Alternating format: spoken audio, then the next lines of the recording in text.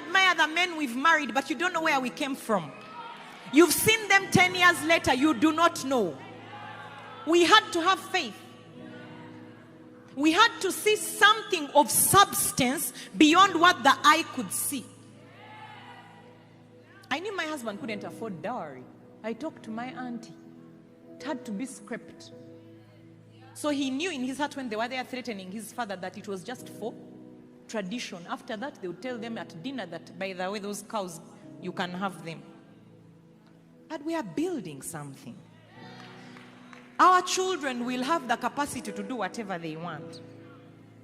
You have to look beyond what you can see now. That man had to take a chance on me as well. My wedding, he chose the cake. He chose the deco. You know what? It doesn't matter. Maybe when we are 25 years in marriage, I'll care about cake and deco. Those things don't make a marriage.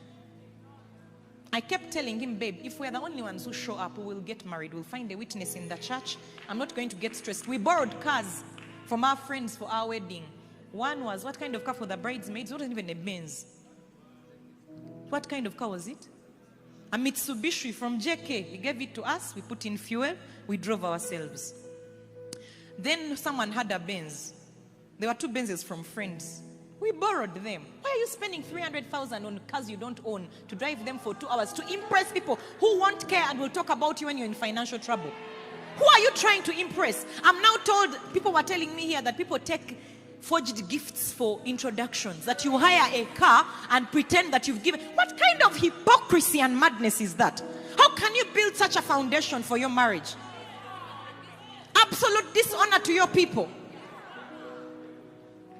It's demonic. You are in this world, but you must understand you're not of this world. What are you copying? We spent a whole year in counseling. We looked for Pastor Lynette and Chris because we looked and we admired their marriage so much. And they opened their life to us. People were telling us the first year will be the hardest. We waited for a hard year, it wasn't coming. Do you know why? We prepared for marriage, not the wedding. Many of you spend all your time planning a wedding on Pinterest, stressing, spending money you don't have. Then you get married and you don't know what to do with a man or a woman. Because you spend time on nonsense. Cheap things for Instagram. Who will care when you're dying in your marriage because you have an Instagram picture? Rubbish.